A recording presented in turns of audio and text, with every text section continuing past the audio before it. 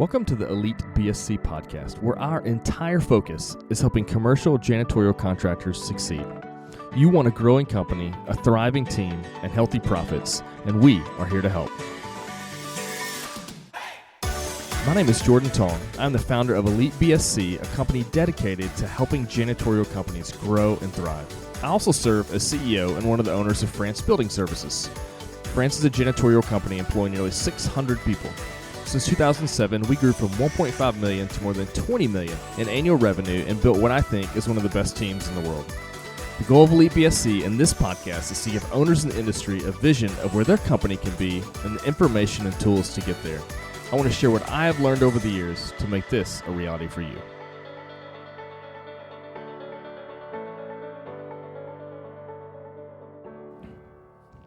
Hey BSCs, Jordan Tong here, your host of the Elite BSC podcast. I hope you're finding success in your janitorial company. So, hey, before we get started on today's topic, it would be super appreciated and helpful for this podcast if on your podcast platform, if it's iTunes or Spotify or whatever, if you wouldn't mind to subscribe to the podcast and leave us a review. That would be really helpful. It helps move the podcast up in the shuffle. And if you find this content helpful, hopefully others will as well. And we'd love to get the word out there. And, you know, in all honesty, I want to be a voice in the industry, particularly for mid-sized janitorial contractors, you know, people that have gotten out of the startup phase but aren't one of the giant guys. So all the rest of us in the middle that are wanting to grow and scale and build great companies and do something special in the industry and in our communities that we serve in.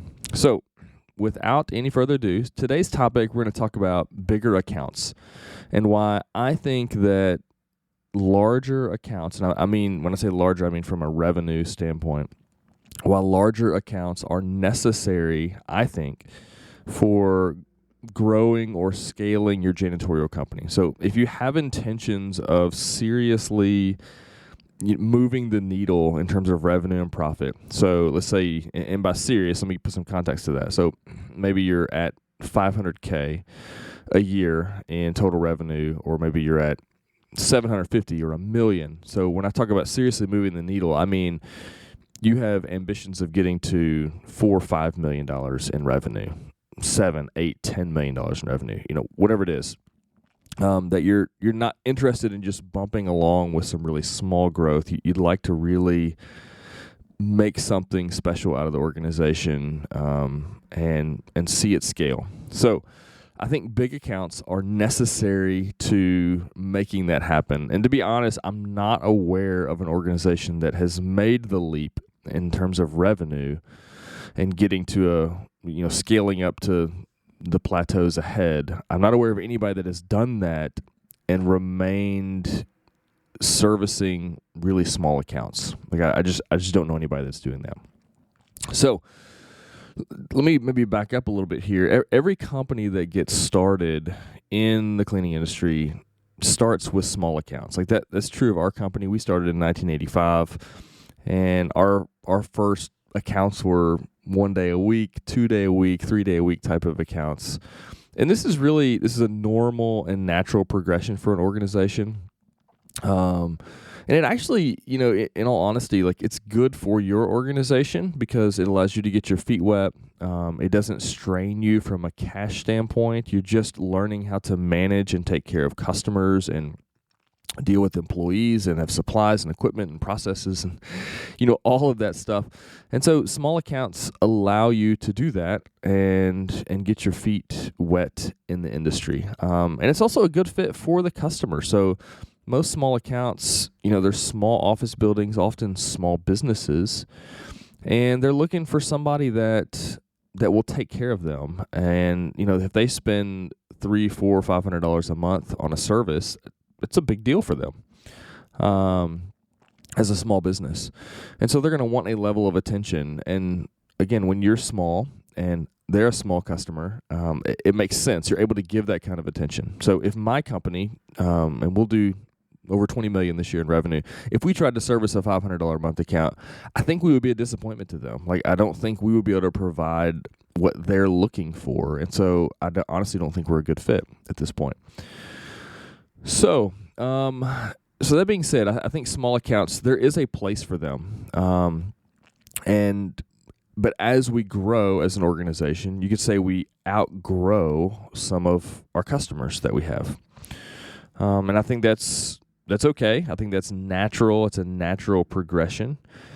And now, so the reason I say that it's not feasible to scale. So let's look at a couple of maybe reasons why that's the case. So the first thing that comes to mind for me is that when you have accounts of whatever size, every account that you have represents one customer that has to be taken care of. There's one, you may have multiple contacts at a facility, but let's say there's one decision maker, one primary contact for your organization. And so every single customer that you service has one of those contacts, which means if you have 10 customers, you have 10 different people that you have to satisfy. You have 10 different sources of complaints. You have 10 different people that you may have to talk to or deal with an issue or have partnership meetings, that sort of thing. You have often 10 different locations that you have to take care of. And if you think about the dollar amount needed to grow, so it takes about, I don't know, it's just shy of $90,000 a month to hit the $1 million revenue mark. Well, it takes a lot of $500 a month accounts in order to get there.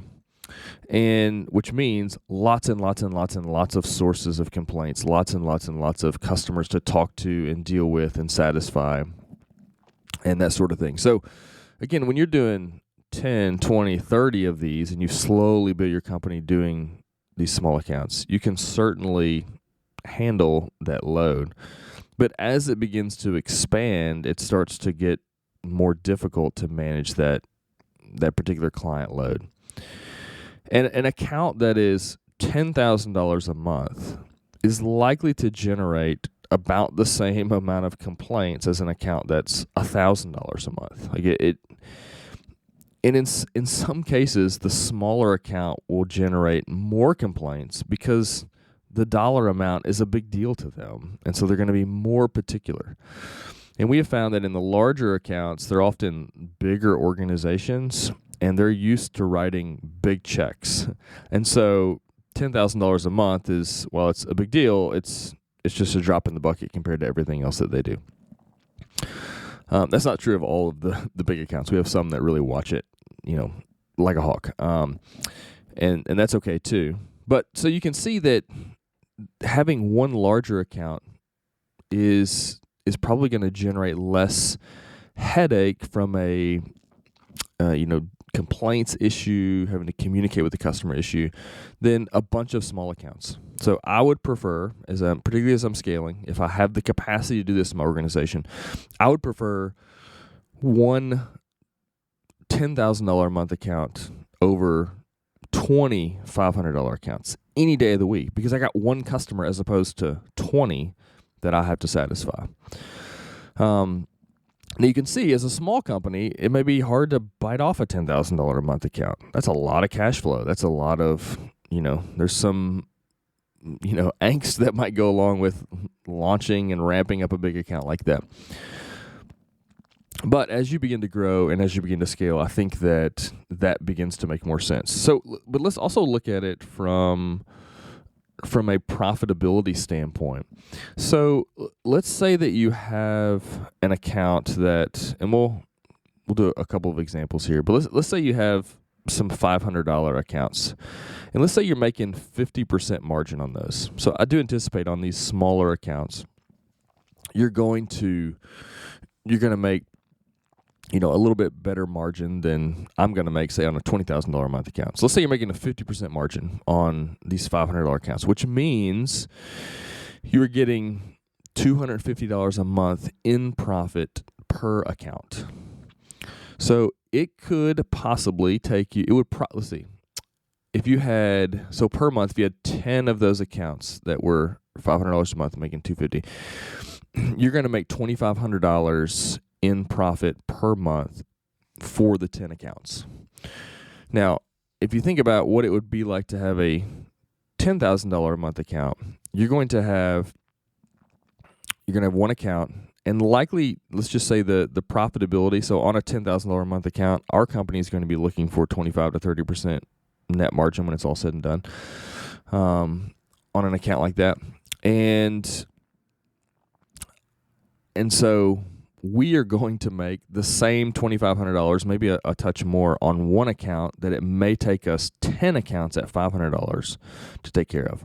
So you can see, like, as you want to scale, let's say you want to hit $3-4 million in revenue, it is really hard to do that on the back of $500 a month accounts. Like, it just is. And you can even, $1,000 a month is, we could run the example that way. Let's say we're doing $1,000 a month and we're making 40% profit margin. So we got 400 per account. So, 10 accounts is going to be $4,000 a month in profit. Again, one $10,000, $12,000 a month account, $13,000 a month account is going to be the same as that small account in terms of revenue and profit margin. And I just think it is more feasible as you think about trying to scale your organization to build it in that way. It just makes sense. Now, there are some other advantages to the bigger accounts. Once you think about it from in this perspective, so you can scale a bit faster is one thing that can be done. I think ultimately you can be more profitable. Another plus side to this is that your company becomes more marketable.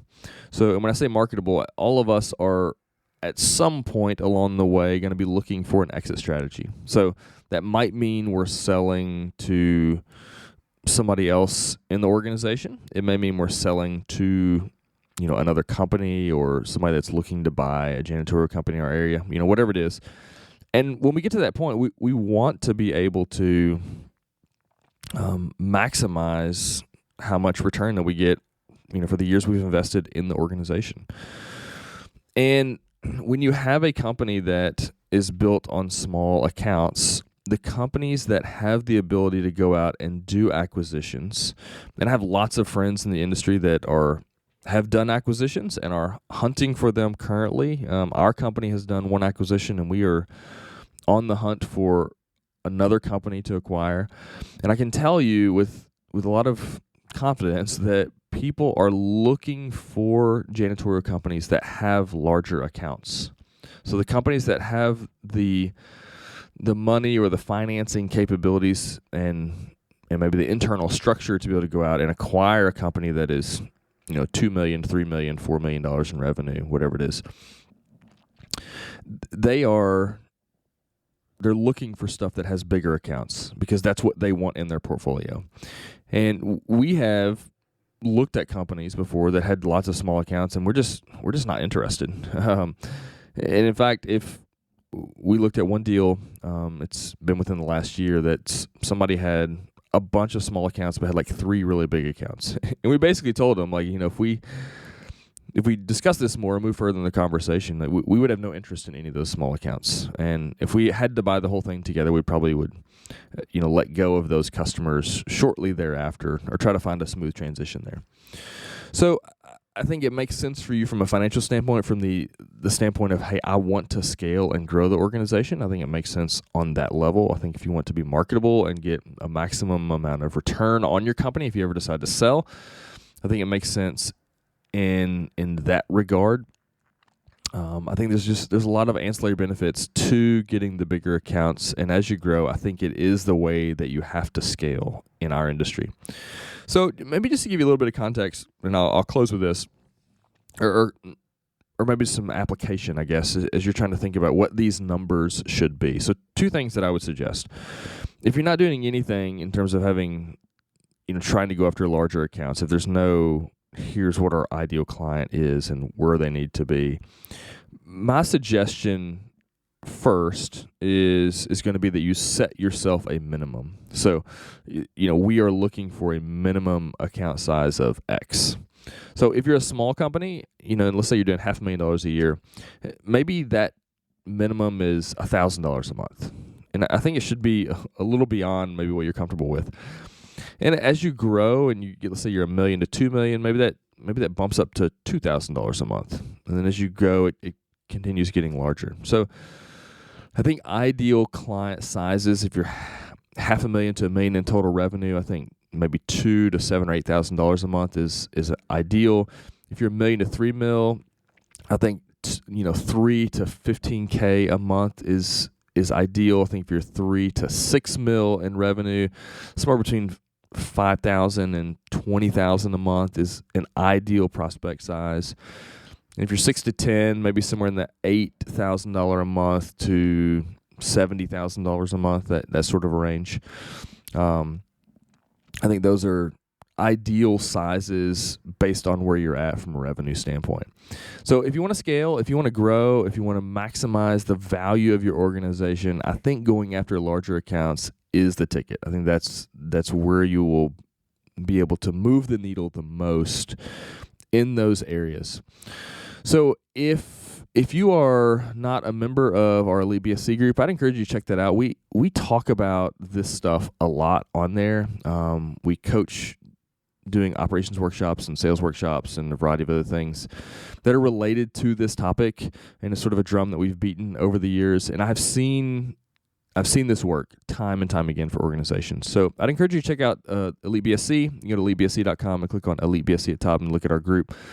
If there's ever anything we can help you with, feel free to reach out to us, and we'll see you next time. If you found the information in this podcast helpful, please like and subscribe on whatever podcast platform that you're using. If you would like more resources or help to grow your cleaning company, head over to elitebsc.com. We have loads of articles, videos, free tools, coaching options, and a lot more. If your company is greater than $500K in revenue and you want to take your learning experience to the next level, check out our mastermind group. You can learn more about that at elitebsc.com/mastermind.